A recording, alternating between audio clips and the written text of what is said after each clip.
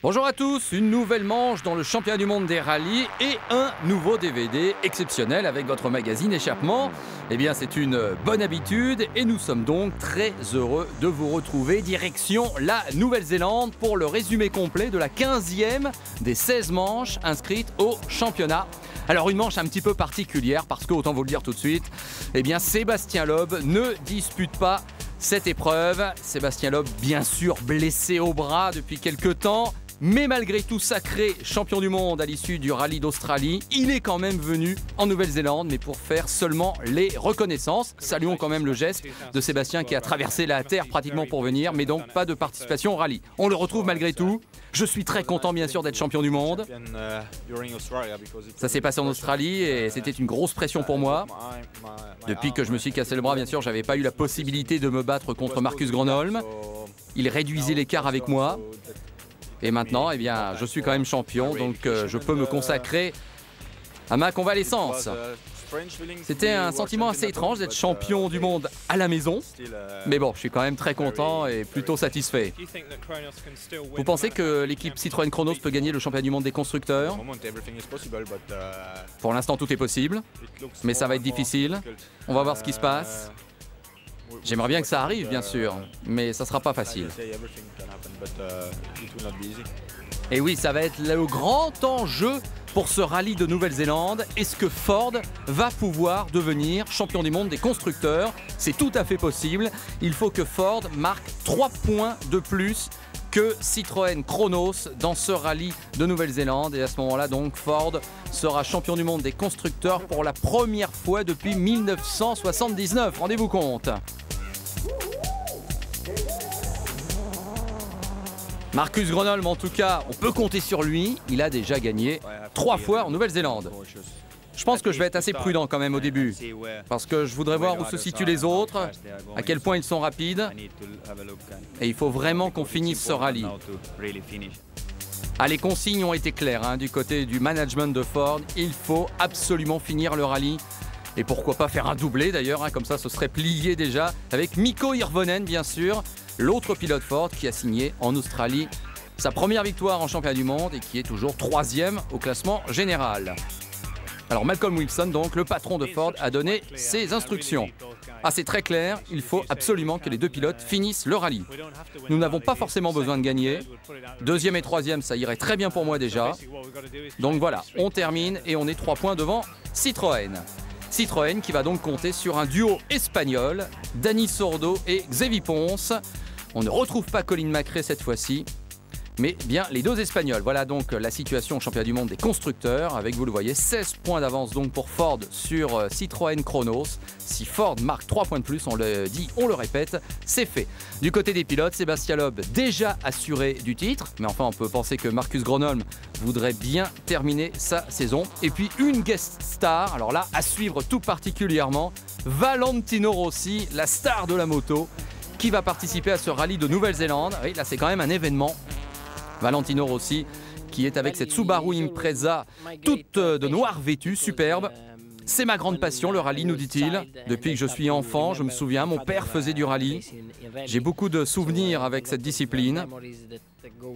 Et quand j'ai grandi, eh bien, j'étais vraiment bercé dans l'atmosphère du rallye. En Italie, vous savez, c'est quand même quelque chose d'important, le rallye, notamment du côté de la campagne. Il y a beaucoup d'épreuves. Et moi, j'ai toujours aimé glisser un petit peu, j'ai toujours aimé cette philosophie. Donc c'est peut-être même différent de ce que j'ai pu faire sur 4 roues d'ici là. Et oui, on se souvient des essais de Valentino Rossi en Formule 1. Là, on sent que le rallye, ça le branche peut-être un petit peu plus. 3 jours de compétition, 17 spéciales, 358 km de spécial au total. Et c'est un changement de localisation pour ce rallye de Nouvelle-Zélande, il faut le savoir. Auparavant, on était basé à Auckland. Là, on est du côté d'Hamilton. Et on revient sur certains terrains qui n'ont plus été utilisés depuis 1982. Autant dire que la majorité des concurrents vont découvrir ce tracé. Et on passe directement à la cérémonie d'ouverture. Et vous constatez qu'on est dans l'ambiance.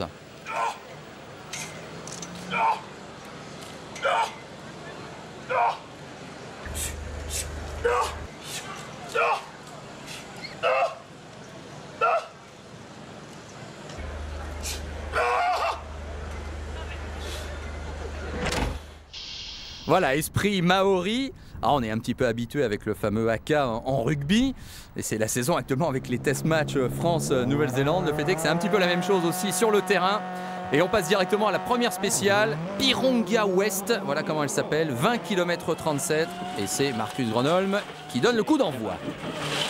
Oikein täysfiilis ja vasen nopea.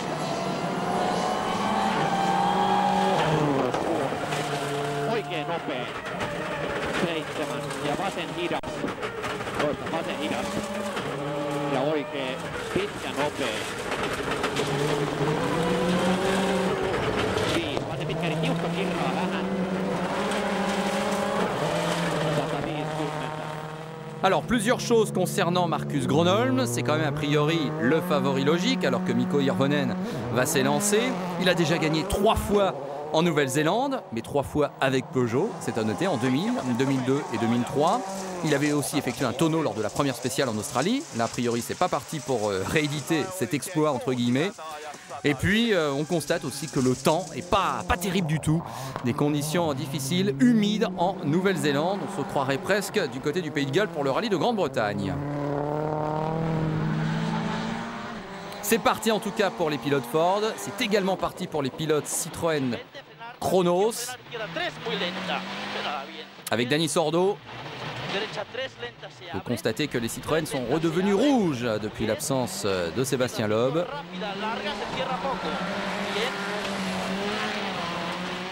Alors Dani Sordo, 4e au championnat, mais 2 points seulement marqués dans le championnat du monde depuis sa 2e place en Allemagne, soit depuis 5 rallyes. Donc des temps un petit peu difficiles quand même pour Dani Sordo, qui s'était vraiment complètement révélé en Allemagne au point de menacer Sébastien Loeb. On va voir comment ça se passe pour lui, mais c'est sa première participation en Nouvelle-Zélande.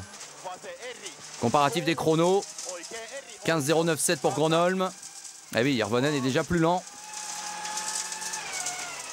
15.15.6, pratiquement 6 secondes de retard pour le Finlandais sur son compatriote. Gronholm donc qui remporte la première spéciale. Alors vous êtes 2e sur la route dans cette spéciale. Mikko, comment ça s'est passé sur le terrain? Pas mal. C'est très glissant dans certains endroits. Et la voiture est difficile à piloter. J'aime pas trop ça. J'ai du mal à la garder en ligne. Des conditions donc difficiles. Regardez aussi le brouillard, hein. C'est piégeux. On retrouve Sordo. Izquierda 3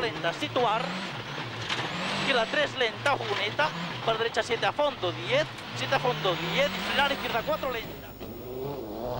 Eh bien Dani Sordo qui ne va rien pouvoir faire face à Marcus Gronholm. Il est déjà 22 secondes derrière le Finlandais. Voici Peter Solberg, le Norvégien, vainqueur ici même en 2004. Et regardez déjà le déficit qu'il concède par rapport à Marcus Gronholm. Keep left of a crest and just 6 right left of a crest, 13. Over grip hill. No. Nothing. No. 0. Voilà, vous avez compris, on n'a rien, aucun grip, 0. Solberg pas content, déjà 41 secondes et demie de perdu sur Gronholm. Ouais, pas de grip. C'est les pneus ou c'est le réglage de la voiture? Je crois que c'est une combinaison des deux. Incroyable. Il garde toujours le sourire, Peter Solberg, mais c'est difficile manifestement. Dès la première spéciale, on s'aperçoit que des concurrents sont quand même en difficulté. Chris Atkinson, c'est le cas aussi pour le pilote australien.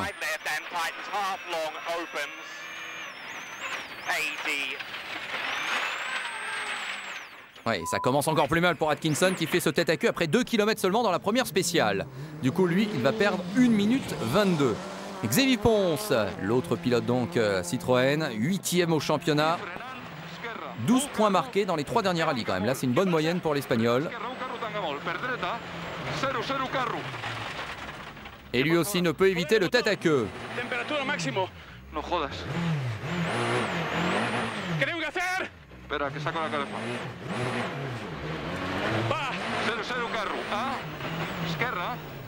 Allez, des secondes qui s'envolent et au final, à l'issue de cette première spéciale, c'est 46 secondes de retard pour Ponce. Voici Valentino Rossi. Per sinistra 3, chiude lunga. 3 chiude lunga. In destra 2 lunga. Sotto il gas vale quando ti fai parte così. Lui aussi connaît un petit souci. Il a gardé son numéro 46 et pour tout vous dire, eh bien, il va perdre 2 minutes 30 rien que dans cette première spéciale. Voilà donc le classement qui s'est affiché. Pour l'instant, c'est assez logique malgré tout. Donc les deux pilotes Ford et Manfred Stoll qui est 3e, lui qui est aussi 5e du championnat. Voici Manfred Stoll, il faudra compter avec lui. 100, rechts 4 minus, plus links 3 lang. Et Manfred Stoll qui va continuer sur sa lancée dans la deuxième spéciale longue de 43 km 8. Il va faire mieux que Sordo, il est donc 3e au général. Son meilleur résultat dans ce rallye de Nouvelle-Zélande, c'est une 7e place. Mikko Hirvonen va terminer 2e de la deuxième spéciale. Et pas de changement.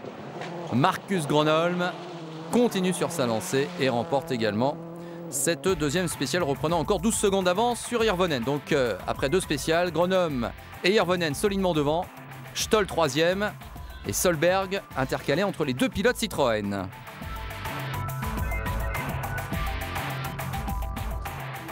La première partie de cette première journée est donc terminée. On se retrouve au parc d'assistance, situé, vous l'avez vu, du côté de Mystery Creek. Et un parc d'assistance alors ultra moderne, hein, couvert déjà, avec des tribunes, vue imprenable sur le travail des mécaniciens. Là, c'est vraiment une particularité de ce rallye de Nouvelle-Zélande. L'autre particularité étant bien évidemment la beauté des paysages, qu'on espère voir un petit peu plus tout à l'heure, lorsque les conditions météo s'amélioreront, on verra bien. Marcus, 2 spéciales, comment ça se passe? Oh, pour nous ça va. C'était évidemment assez humide, glissant, mais je pense que tout va bien. Alors vous étiez le premier en piste, vous avez ouvert la voie. Est-ce que c'était pénalisant? Non, non, parce qu'il a plu un petit peu avant, donc ça allait, le terrain était égalisé. Encore 15 spéciales et c'est peut-être le championnat pour le constructeur côté Ford. Ah, vous savez, il faut quand même attendre la fin de ce rallye, aller jusqu'au bout, mais pour l'instant ça se passe bien. Je suis en tête, Mikko est 2e. On va voir si c'est pas plus intelligent de lever un petit peu le pied, d'assurer les places. On va voir comment ça se passe. On a prévu manifestement tous les scénarios du côté de Ford. En tout cas, c'est clair, on arrive avec beaucoup d'atouts en main pour aller conquérir ce titre. La 3e spéciale, en fait la 3e et la 4e spéciale vont être une redite par rapport à la première et la 2e. Ce sont des boucles que l'on va disputer 2 fois dans la journée. Et ça va être un nouveau doublé Ford. Mais regardez, tous les pilotes Ford ne sont pas quand même impériaux, puisque pour Matthew Wilson, eh bien, il y a des difficultés. Il a heurté un rocher, le fils de Malcolm Wilson, le patron de chez Ford. Et ensuite, il connaît un problème de surchauffe. Sa participation dans cette première journée s'arrête là. Mais il pourra revenir, évidemment, en vertu de la règle du Super Rally. Manfred Stoll, lui, consolide sa 3e place. Et maintenant, on retrouve bien les 2 pilotes Citroën au 4e et 5e rang. Peter Solberg a perdu une place, mais déjà les écarts se creusent.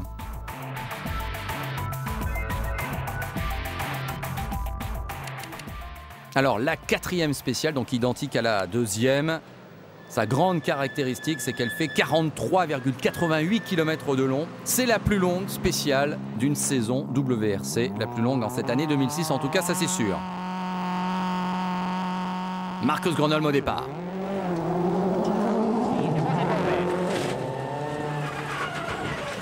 Seitsemän ja vasen nopea, tosi ahdas sumppu. 8. Vasen eri, 5, oikea eri ahdas sumppu. 7, nyt oikea laita, vasen eri, miinus. Ja oikea eri ahdas. Jatko oikein jouhea sumppu, 120. On déguste le spectacle, on va vraiment suivre très intensément cette 4e spéciale, donc la plus longue de la saison. Gronholm est donc parti, Hirvonen bien sûr le suit derrière. Siis vasen serppo takaviisto tiukka. Ja pitkä oikee tosi hidas. Ja lyhyt vasen täys. Jarru 6, vasen hidas tiukka, kirraa aja. Jatkuu lyhyt vasen ja oikee nopea tiukka. Jarru 3, oikee tosi hidas, mene kirraa pidä. Ja vasen tosi hidas tiukka. 7. D'ici quelques instants, on va essayer de faire un pointage au niveau intermédiaire. Mais a priori, encore une fois, Gronholm et Hirvonen vont donner le tempo. Dani Sordo au départ.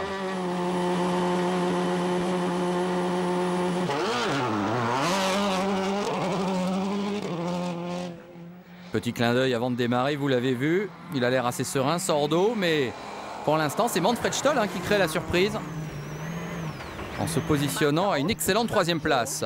1 links 4 minus lang. On retrouve l'Autrichien qui a déjà signé 2 podiums cette année, notamment en Australie, lors du dernier rallye. Oh, c'est mal parti là!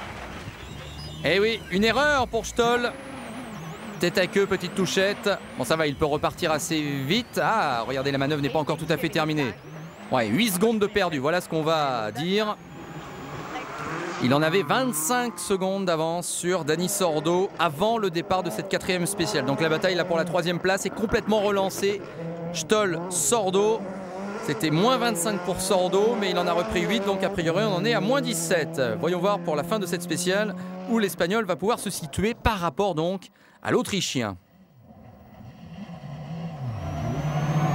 Plus rechts 4 minus. 1 links 3. 1 rechts 3 minus. Nächster außen. 120. Donc regardez en bas, 25 secondes d'écart après la 3e spéciale. Après 11 km 7, Sordo est à 3 dixièmes, mais ensuite la tendance inverse et c'est plutôt Sordo qui est en train de revenir sur Stoll. Voici cette animation que l'on adore, l'animation virtuelle pour voir la position des uns et des autres. Et oui, Sordo bien sûr est largement devant suite à la figure de l'Autrichien. Et là, les secondes sont en train de filer au 2e point intermédiaire, au kilomètre 27,9.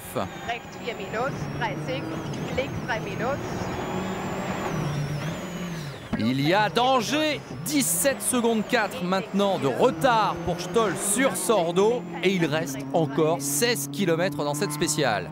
Donc 25 secondes d'avance avant la spéciale et déjà 17 de retard.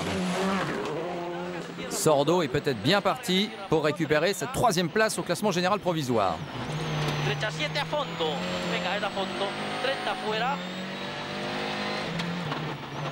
29 minutes 23 secondes 6 dixièmes. Voilà le temps final de Sordo dans cette spéciale. On va le garder en tête et on va voir ce que fait Stoll dans quelques instants. Oui, mais vous savez, le temps de Stoll n'est pas normal. Il a dû lui arriver quelque chose. Et oui, Sordo qui est peut-être pas au courant qu'évidemment il a fait un tête à queue. En tout cas, moi j'ai attaqué. On verra bien. Ouais, on va lui apprendre à Sordo qu'évidemment Stoll a connu une mésaventure. Voilà pourquoi il a creusé l'écart. Mais est-ce qu'il va pouvoir sauvegarder donc sa 3e place? Stoll, suspense. Voilà la cible de Stoll, 29,48,7. Va-t-il faire mieux?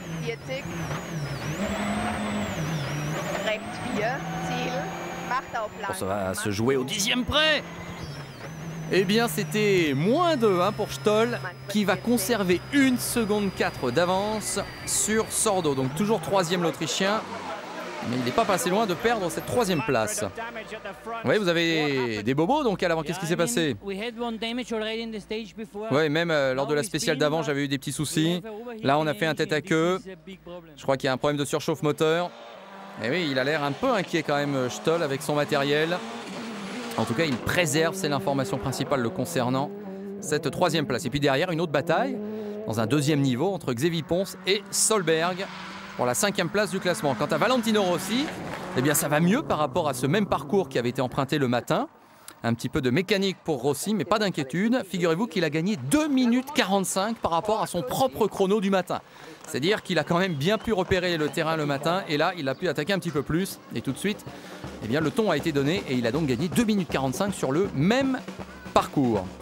Et la journée va se terminer par une super spéciale du côté du parc d'assistance, une super spéciale longue de 3 km 14, donc vous voyez très très courte un petit peu pour le spectacle, mais enfin les chronos comptent quand même. Et ça va quand même être l'occasion d'un petit coup de théâtre, puisque sur ce petit parcours de 3 km, eh bien, Sordo va battre Stoll de 3 secondes 6. Donc voilà, c'est fait à la fin de la première journée. Dani Sordo passe 3e devant Gronholm et Hirvonen, c'est une balade de santé pour l'instant. Stoll donc 4e, Xavier Pons 5e, toujours devant Solberg. Solberg, le grand frère, est 7e, Luis Pérez Kampank est 8e. Et Valentino Rossi est quand même loin dans le classement, mais on l'a vu, il progresse. Marc Van Dalen, le patron de l'équipe Chronos. On peut se battre pour une place sur le podium, mais de là à se battre contre les Ford pour gagner le rallye, là, ça va être difficile. Donc on n'est pas entièrement optimiste chez Citroën Chronos pour peut-être aller concurrencer Ford qui vise donc le titre constructeur, mais il reste à ce moment-là, bien sûr, 2 journées de compétition.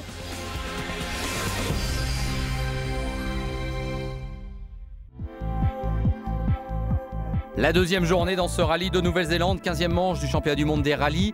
Les Ford sont bien installés en tête, mais la compétition est encore longue. On vous rappelle que Sébastien Loeb donc, est venu en Nouvelle-Zélande participer aux reconnaissances, mais qu'il ne participe pas officiellement à ce rallye. Bonne nouvelle malgré tout pour vous qui vous êtes procuré ce magazine d'échappement et son DVD exceptionnel. Eh bien, beaucoup de bonus exclusivement consacrés à Sébastien Loeb. Franchement, là, je ne peux pas faire autre chose que de vous inviter à aller voir le menu principal de ce DVD et aller voir ces bonus. Ça vaudra le coup d'œil. En tout cas, cette deuxième journée, c'est parti. 6 spéciales encore au programme. En fait, c'est un petit peu comme la veille. C'est 5 grandes spéciales et une super spéciale en fin de journée.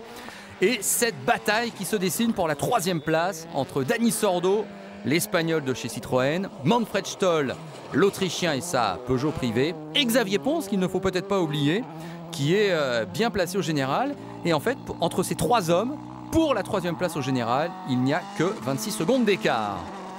Donc ça va certainement être la grande bataille de la journée, en espérant bien sûr qu'il ne se passe rien de désagréable, va-t-on dire, pour Gronholm et Hirvonen, qui pour l'instant ne méritent pas une telle infortune alors qu'ils dominent assez largement ce rallye de Nouvelle-Zélande. Hirvonen, eh bien, on le retrouve. Le Finlandais donc qui a gagné son premier rallye dans le cadre du championnat du monde en Australie il y a 15 jours. Pour l'instant, ça se passe très très bien pour la marque américaine, même si la structure est complètement anglaise.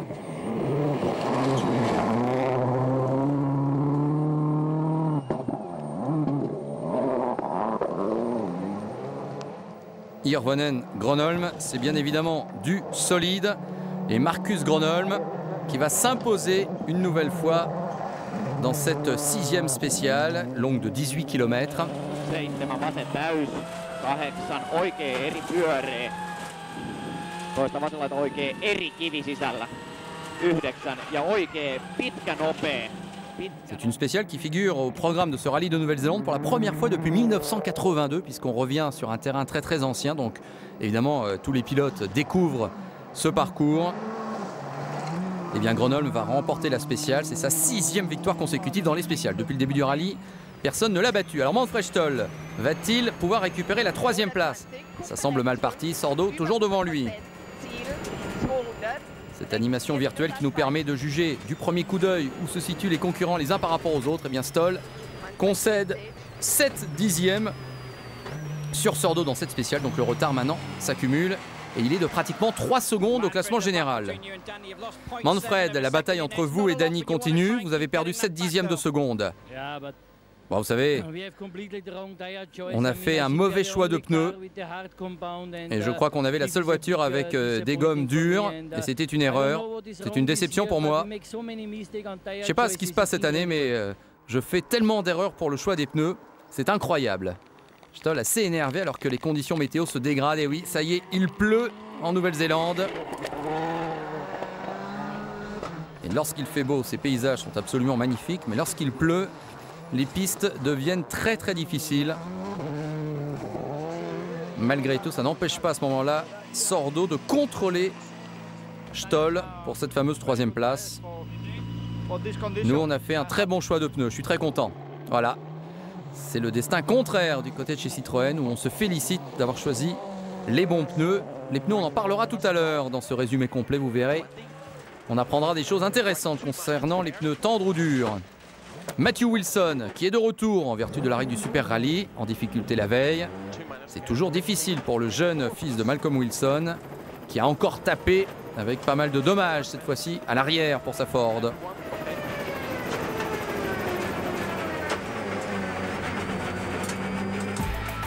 Le classement après la 8e spéciale, 41 secondes 8 d'avance pour Gronholm sur Hirvonen.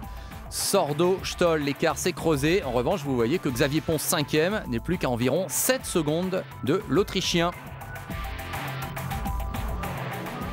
Retour au parc d'assistance. Et la grande affaire de cette matinée, c'est donc le choix des pneus des concurrents qui a joué un grand rôle. Mikko Hirvonen qui nous dit qu'ils ont pris les mauvais pneus. On savait que ça allait pleuvoir, mais malgré tout, on s'est trompé, on aurait pu aller plus vite. Vous savez, c'est difficile de faire chauffer les pneus dans ces conditions. On ne sait pas si vraiment on aura un terrain favorable, si on pourra avoir de la bonne motricité. On n'a pas vraiment eu de confiance dans ces parcours du matin. Manfred, ça a été difficile pour vous ce matin. Ah oui, je le répète, j'ai choisi les mauvais pneus et après c'était évidemment très difficile d'être performant. Vous êtes placé entre les pilotes Citroën. Xavier Pons revient derrière très vite. Qu'est-ce que vous allez pouvoir faire? Vous allez pouvoir vous défendre. J'espère que je vais surtout faire le bon choix de pneus et donc on va essayer d'attaquer de nouveau. Alors, ces fameux pneus dont on ne cesse de parler. Eh bien écoutez, il y a deux catégories de pneus amenés ici par les manufacturiers en Nouvelle-Zélande. Les hard, comme on dit en anglais, les soft, autrement dit les durs et les tendres. Alors on voit bien là la différence quand on appuie sur la gomme entre les durs à gauche et les tendres à droite, on voit que ça s'enfonce un petit peu plus. Donc là la constatation est évidente, n'importe qui comprendrait qu'effectivement on avait les tendres de ce côté-ci de l'écran. Malgré tout, eh bien, sachez, sans vouloir rentrer dans des détails de fabrication trop techniques, que tout dépend des molécules pour différencier en fait un pneu dur d'un pneu tendre. À la base, c'est le même pneu, mais il s'agit juste d'une plus grande densité moléculaire pour les pneus durs par rapport aux pneus tendres. Là, ce sont les spécialistes qui nous disent cela, mais on les croit bien volontiers. Alors après, évidemment, les caractéristiques, on va dire, techniques d'un pneu en général se retrouvent notamment pour les pneus tendres, à savoir qu'évidemment le roulement sur le sol va provoquer de l'énergie. Cette énergie va elle-même provoquer de la chaleur et c'est cette chaleur qui va amener l'adhérence. Et plus le pneu est en contact avec le sol, plus évidemment il y a de grippe. Regardez, là on a vu une image furtive mais intéressante lorsqu'on fait un mauvais choix de pneu, notamment un choix de pneu tendre sur une piste qui aurait mérité un pneu dur, eh bien, le pneu est complètement détruit. Évidemment, il y a plus de grippe, mais ça dure moins longtemps, car le pneu dur est plus résistant par rapport au pneu tendre. Donc, comme d'habitude, c'est un choix, un compromis qu'il faut peut-être faire entre les conditions météo, les conditions du sol et le niveau de compétitivité que l'on veut trouver. Tout un art.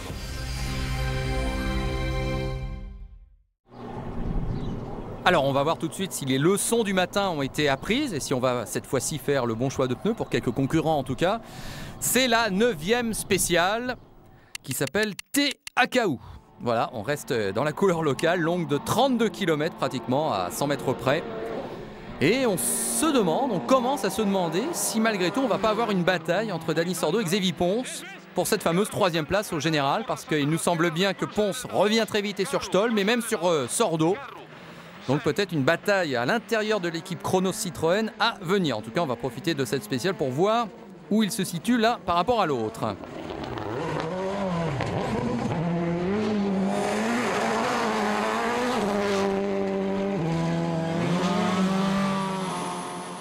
C'est parti en tout cas pour Pons et ça va bientôt partir pour Sordo.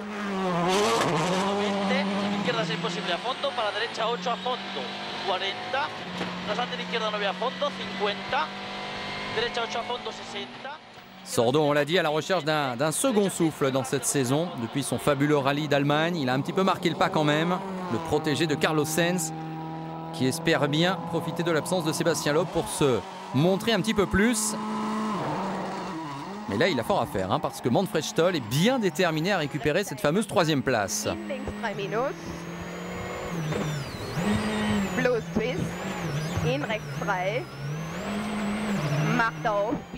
Manfred Stoll, bien sûr, et sa copilote, puisqu'il s'agit d'une femme, Ilka Minor, qui lui donne donc les notes. Une situation rarissime dans le monde du WRC. Ojos 50, empatados con Solberg. Frenan dreta, 3 menos Carruras, 3 menos Carruras. 60, Rasamic dreta, frenana esquerra, 4 més, Carru a dreta, 4 més, Carru, 15 frenan esquerra, 2 més Carru, Tanga, 2 més Carru, Tanga dreta, 2 Carru, 19.03. 19,034 pour Ponce, voilà, c'est lui qui donne le premier chrono de référence dans cette 9e spéciale. Bah, c'est un bon chrono. Et rien ne dit que Sordo ou Stoll pourront l'approcher. On va surveiller ça. Parce que Ponce, manifestement, est passé dans une autre configuration dans ce rallye et il attaque, c'est incontestable. Voici l'état-major chez Citroën. Avec Marc Van Dalen. Oui, on surveille les évolutions des concurrents en direct live, avec tous les écrans de contrôle. Organisation très professionnelle, bien sûr.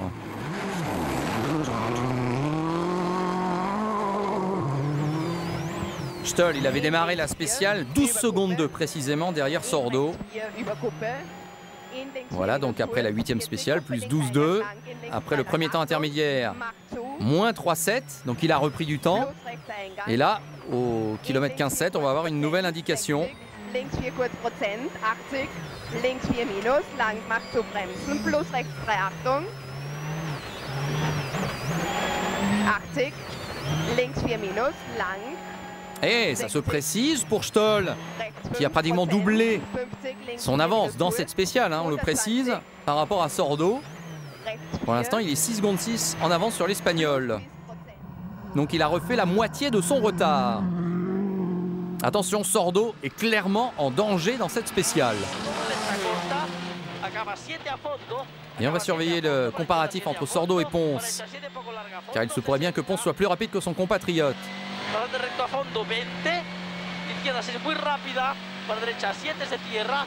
7 se cierra. 40. Izquierda 6 situar. Izquierda 6 situar. Stop. Bon, c'est confirmé. Rien de bien grave encore, mais quand même. 6 secondes de perdu et il n'y a plus que 13 secondes d'écart globalement entre Sordo et Ponce au général. Donc mauvaise spéciale pour Sordo. Est-ce que Stoll va pouvoir refaire son handicap complètement? L'animation virtuelle. Stoll, il est là. Où est Sordo? Eh bien, il est loin derrière, très très loin. Ouh là là, attention, danger. Sordo va peut-être perdre sa 3e place.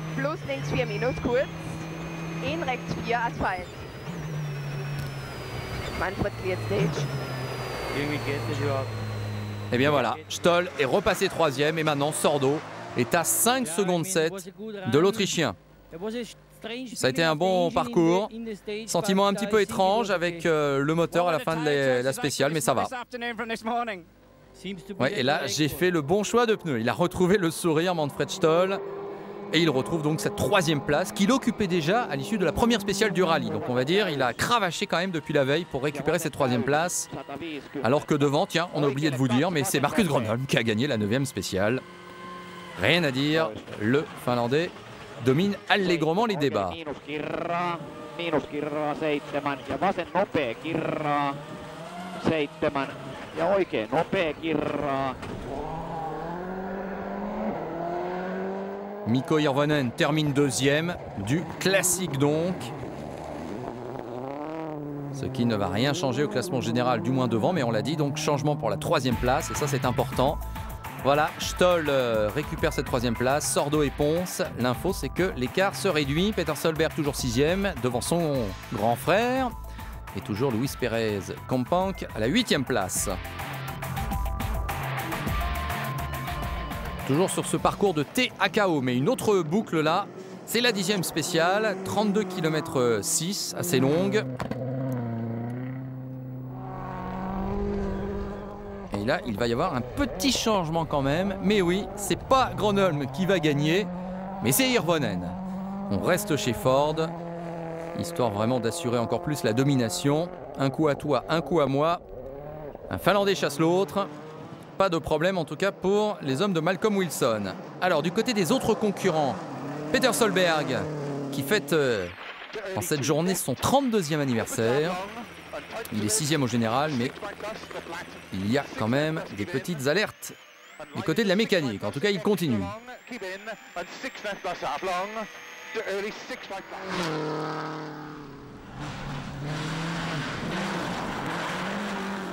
Alors chez Subaru, tout ne va pas si mal que ça, parce qu'on ne l'a pas dit tout à l'heure, mais c'est quand même un petit événement. Chris Atkinson, l'Australien, a remporté quand même la 7e et la 8e spéciale. Donc on avait l'air de dire que Ford et Gronholm et Hirvonen gagnaient tout. Pas vraiment. C'est vrai qu'un petit peu plus tôt dans la journée, Atkinson a pu remporter 2 spéciales. Le problème, c'est que ça ne va pas continuer sur le même rythme. Avec cette touchette et ces gros dégâts pour la Subaru qui ne va pas pouvoir continuer plus loin. C'est dommage pour Atkinson, vainqueur donc de la 7e et 8e spéciale, mais qui abandonne dans la 9e. Il a heurté en fait un rocher et ça a suffi. Henning Solberg, 7e au classement général.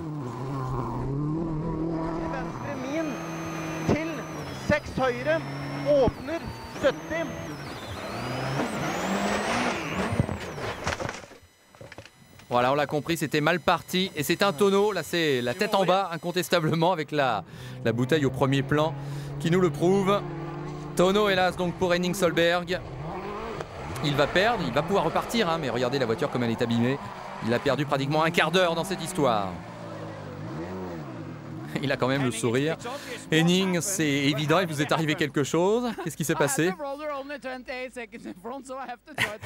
J'avais mon frère qui était 28 secondes devant moi, j'ai essayé de le rattraper. Et voilà, sous-entendu, j'ai trop attaqué, je suis parti en tonneau. Ça le fait bien rire. L'Argentin Luis Pérez Companc, 8e au général, dans les points donc.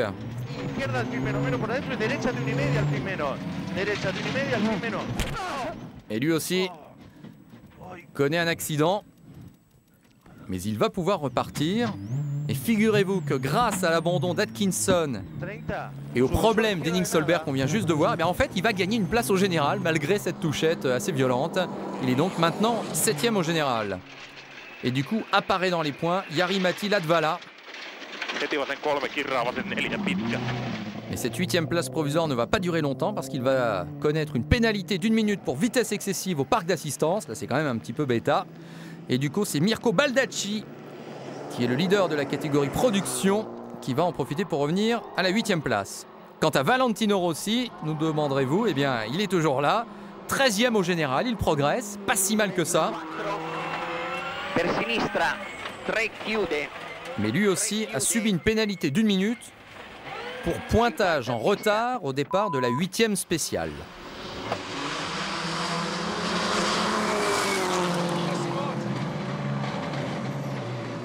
Mais il a l'air de se faire vraiment plaisir. Ah, c'était un super parcours là, très rapide.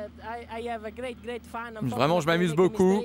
Malheureusement, j'ai fait une petite erreur et on a perdu 30 secondes, mais c'est très bien. Il apprécie ce rallye de Nouvelle-Zélande.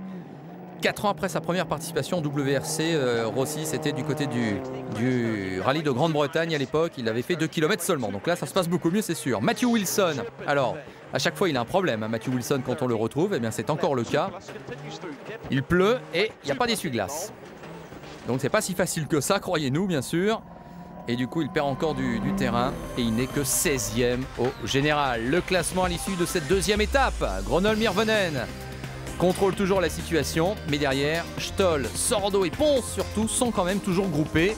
Peter Solberg se maintient à la 6e place, Luis Pérez Companc et Baldacci 8e. Voilà, a priori la messe est dite, mais sait-on jamais, il reste encore une journée de compétition.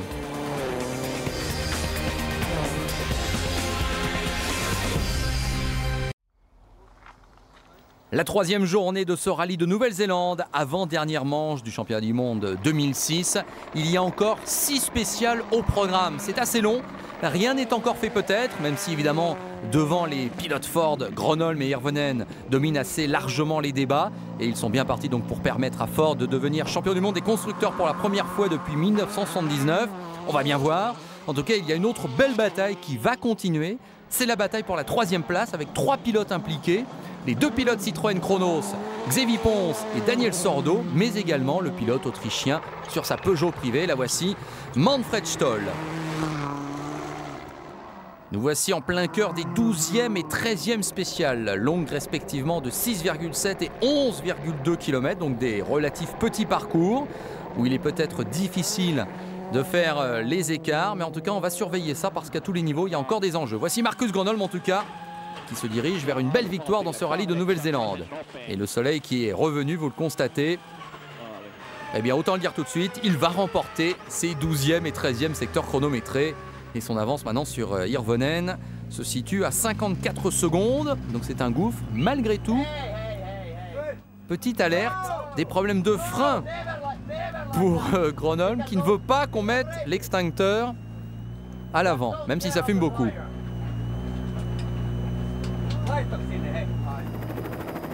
Voilà, excès de zèle peut-être de la part des commissaires de piste ici en Nouvelle-Zélande. Le classement en tout cas, regardez, Stoll, Sordo, Ponce, c'est toujours très serré, environ 6 secondes d'écart entre Sordo et Ponce, la bataille fratricide au sein de cette équipe chrono Citroën. Nous voici maintenant dans la 14e spéciale. Mikko Hirvonen.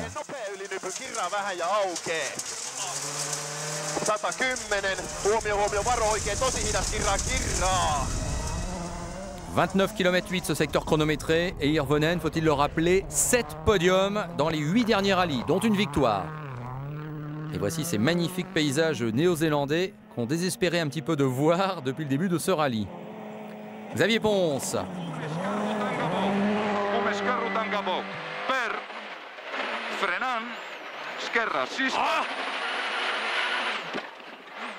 Ah, le tête à queue pour Ponce. Ce qui va évidemment le retarder, lui qui vise la 3e place, ni plus ni moins. Rappelons que Ponce a quand même terminé 4e des 2 derniers rallyes. Il a marqué plus de points depuis pas mal de temps par rapport à Sordo, mais pour l'instant il est toujours derrière. Quant à Valentino Rossi, la star invitée en quelque sorte de ce rallye de Nouvelle-Zélande, et cette superbe livrée toute noire, eh bien il s'améliore. Carlo Cassina, son copilote, pourrait en témoigner. Il est maintenant 11e au général. Et on se demande si le top 10 n'est pas carrément envisageable. Ne parlons pas éventuellement de la possibilité pour Rossi de marquer des points. Alors, au classement général, Sordo, Ponce, toujours environ 10 secondes d'avance maintenant pour Sordo sur Ponce. Stoll a creusé l'écart. Il y a 30 secondes d'écart entre l'Autrichien et le premier Espagnol de chez Citroën. Ça commence à se préciser les positions des uns et des autres. Marcus Gronholm qui a le sourire. On n'a pas l'air trop inquiet chez Ford. Le rallye n'est pas terminé, hein, faut-il le préciser, mais je crois qu'on a compris que le titre constructeur, c'était pour très bientôt. 15e et 16e secteur chronométré maintenant, c'est les mêmes que le matin par rapport à la boucle, hein, donc 6,7 et 11,2 km. Et là, ça va être quand même un bouleversement dans le classement, puisque ce que l'on pressentait va arriver. Xavier Ponce, effectivement, va faire mieux et bien mieux que Sordo, et il va s'emparer de la 4e place. Regardez, le classement a été réactualisé. Il y a maintenant environ 5 secondes d'avance pour Ponce sur Sordo, qui a perdu gros dans cette 16e spéciale et qui a même donc perdu surtout sa 4e place. Ponce qui continue sur sa lancée, 17e secteur, long de 30 km.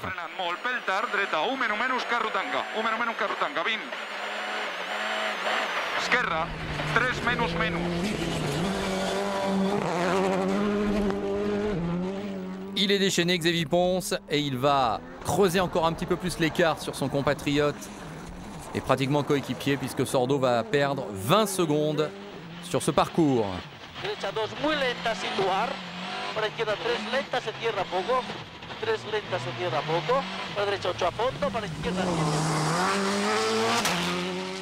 Sordo qui sera peut-être un petit peu déçu d'avoir perdu cette 4e place, mais c'est quand même sa première participation en Nouvelle-Zélande. Et à ce moment-là, eh bien, Manfred Stoll peut sans doute aussi un petit peu respirer. Il semble bien accroché maintenant à sa 3e place, ce qui serait son 5e podium dans sa carrière. 50, rechts 2, macht auf.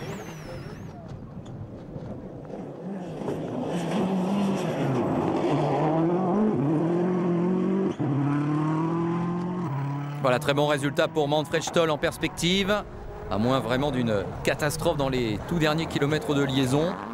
Et le classement à ce moment-là qui semble figé. En fait, de manière assez incroyable, eh bien, les 3 premiers de la première spéciale du premier jour seront les 3 premiers à l'arrivée dans le même ordre.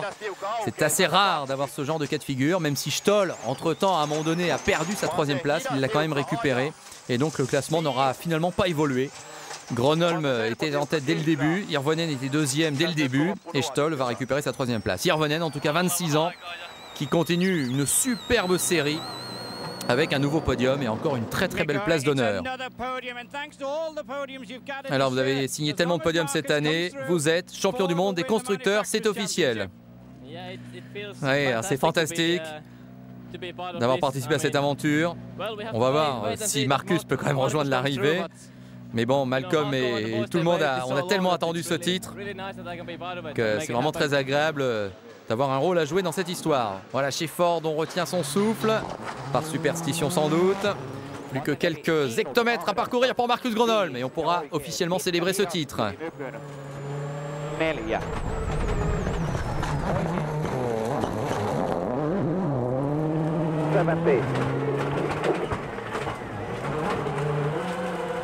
Left slow, 50. Long left slow, into the finish. Up. Et voilà, c'est fait.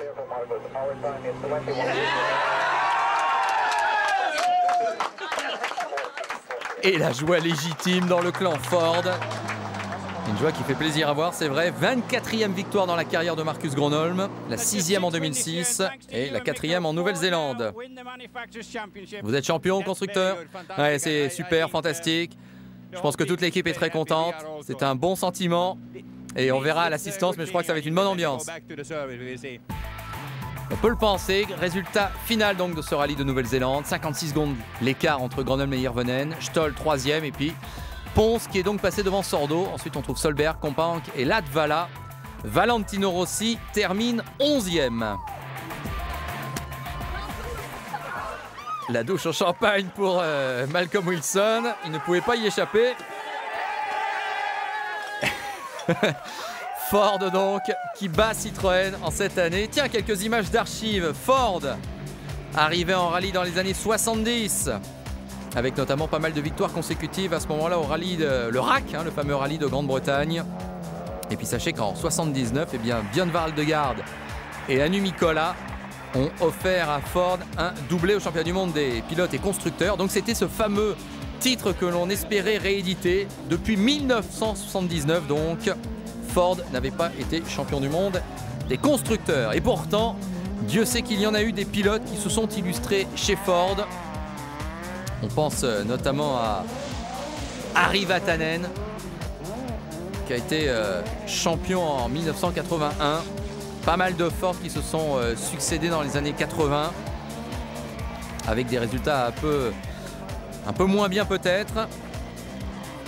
Avec l'Escort, qui s'est illustré, avec au milieu des années 90, on s'en souvient peut-être, la participation d'un Français, François Delcourt, avec Mickey Biasion, qui avait signé pas mal de victoires pour Ford. Et puis l'arrivée de la Focus en 99, Colin McRae qui donne à la Focus sa première victoire dès sa 3e participation Safari Rally.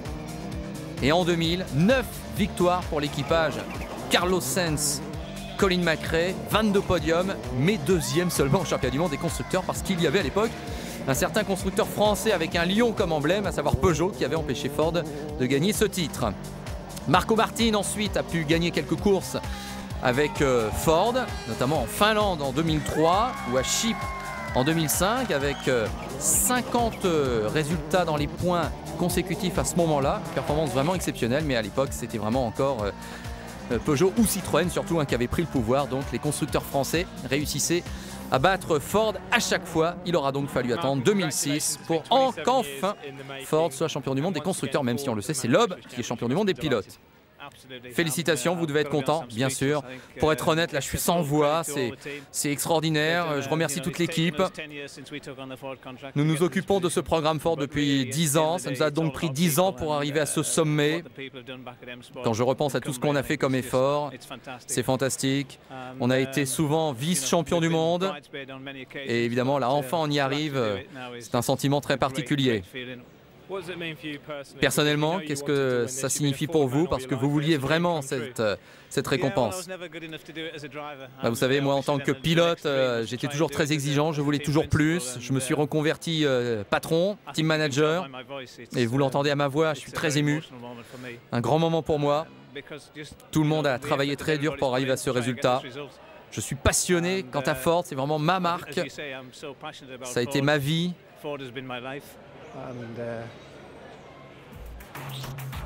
Bon, l'émotion est très visible chez Malcolm Wilson, classement du championnat. 25 points d'avance maintenant pour Ford, qui ne pourra plus être rejoint, même si Citroën fait un doublé en Grande-Bretagne au début décembre. Sébastien Loeb, champion, on le sait, mais si Grenoble s'impose en Grande-Bretagne, il marquera 10 points et finalement, il n'échouera qu'à 1 point de Sébastien Loeb au classement final du championnat. Voilà, ce programme se termine. Alors, juste le temps pour moi de vous dire que d'abord, il y a les bonus. N'hésitez pas à y aller. Les bonus spéciaux Sébastien Loeb, faut pas les rater. En plus, un hors-série pour le magazine Échappement. Il faut le noter, à la mi-décembre, spécial Sébastien Loeb. Mais oui, il faut continuer de célébrer notre Sébastien national. Ça n'est pas tout. Toujours pour Échappement, dans le numéro daté de janvier, un DVD, les meilleurs moments des différents championnats de France, version 2006. Et puis signalons que nos confrères d'Auto Hebdo sortiront un hors-série fin décembre avec là encore un DVD, les meilleurs moments du WRC, le championnat 2006. Donc là, une belle occasion pour les fêtes de fin d'année avec une belle idée de cadeau. Merci en tout cas d'avoir suivi ce résumé complet de la Nouvelle-Zélande en notre compagnie. À bientôt!